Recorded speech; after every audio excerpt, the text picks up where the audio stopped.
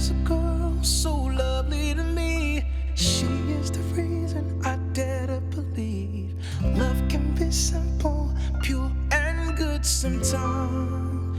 And I take her heart with me wherever I go. She's one in a million, she helps me to grow. The life that she gives is something I need to survive. And I'd go to the sun and back for her love. This tutorial, I'm going to be using the Lorac Mega Pro 3, which I love this palette. And as always, everything will be listed down below because I did do my foundation and powder already, so most of my face is done. I have Soft Ocre by MAC as my base, and I'm setting that with the shade Crepe.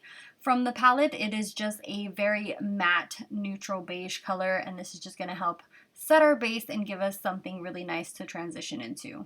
So the first shade that I'm going to take is the shade Pecan. This is going to be my crease shade and kind of like a transition shade as well. I'm just applying this all over the crease, and I'm using the Sigma E35. I did purchase my Sigma brushes by myself, and I have been in love with them. Let me know if you guys want a review now that I've accumulated a few of them. Next thing that I'm going to take is Eggplant, which is a beautiful, beautiful matte shade in this palette, which I love. And I'm taking my MAC 221, which if you have hooded or really small eyes, you need this brush in your life. So I'm just really concentrating that on the outer V and buffing it out. I feel like Lorac shades make it so effortlessly to blend out. Next, I'm taking, I don't remember the name of this brush. It's from MAC. I don't remember. And I'm taking Rose Quartz all over the lid and really packing that on with this brush. Next up, I'm just taking that 221 with a tiny bit of the Eggplant and really buffing those together. I really, really love the way these blend. They just blend so seamlessly and kind of like effortlessly. So just blending that in so that they blend in nicely together. Next, I am going to take the shade Snow, and this is going to go as my inner corner highlight. This really brought brightness to the eye and really just opens up the eye.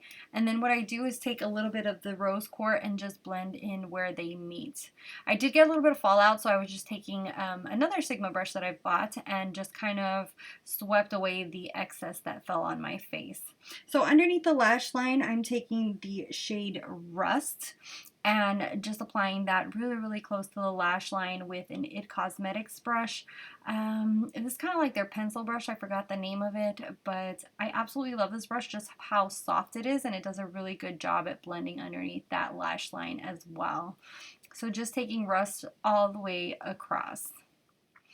Next, I'm going to be taking the Marc Jacobs black eyeliner. I have been testing this out and really liking it.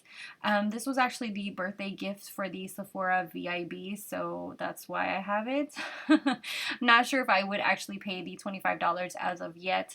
I'll have to let you guys know in the long run, but I'm just applying this on my waterline on the upper and lower waterline, as you see there. And I did kind of, now that I see it on video, I did tug at my eye a little bit too much. Next, I'm taking the Kat Von D liner in Trooper, just making a very, very thin line across the top of my eyelid, and this is to hide the lash band. I do this a lot to hide the lash band. Just try to do a very, very thin line.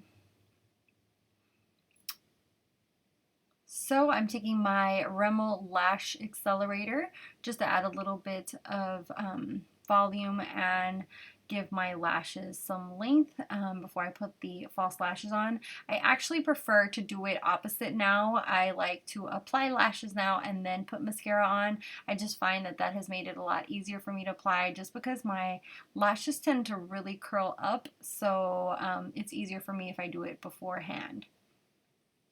Next, I'm taking the Andrea 33, and these are the lashes that I applied. I totally was out of focus, so I kind of deleted that out of the video.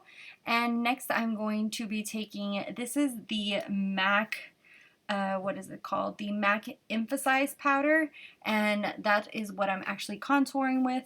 And underneath my eyes, I actually set it with the Bone Beige, which I am going to go back in and add a little bit more. But I'm going to contour my nose, contour my whole face using that shade. I don't really like it a lot because it is very cool tone, but I did want to keep using it, so I went ahead and used it. And then I reapplied Bone underneath my eyes to bring back that brightness that I had kind of lost. And I really, really enjoy this bone. It just kind of highlights a lot and really reflects with the light. So I'm using Rockateur as my blush. This is one of my all-time favorite blushes. If I could recommend one blush, it would definitely be Rockateur, and it smells really, really good. Not that that has anything to do with it, but it is just a very, very beautiful everyday blush. Anytime I don't know what blush to wear, Rockateur is my rocking blush. Oh my god, I'm so cheesy. Okay, so next I'm going to take the highlighting powder by Wet n Wild. This is Crown to my Canopy, and this is the highlight I'm going to be using. I'm using an Eco Tools fan brush to apply this and really blend it in with my blush as well. I don't really like when there's a strict separation between your highlight, contour, and blush. I actually like mixing and really blending them all together, so that way they all, it kind of seems like all like one cheek product. Next, I'm taking the shade Imaginary, and this is actually a brand that a friend of mine owns. It's called Love Luxe Beauty. I will link it down below. This is the shade Imaginary, and I'm just adding that to add an extra pop.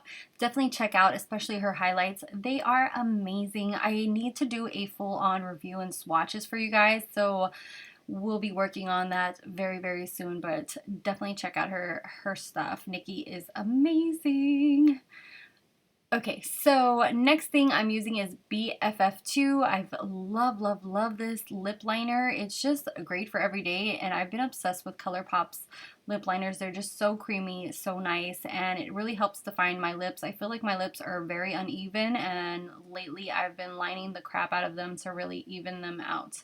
So I'm taking the shade Calypso, and this is from Colourpop as well. If I'm not mistaken, it's a Satin. Satin has become my favorite formula from them, and that is what I use to kind of complete the look. So yeah, I also used a setting spray after this, which is the Pixie one. And yeah, that was it for this look. I hope you guys like it. Don't forget to subscribe down below, and I love you guys.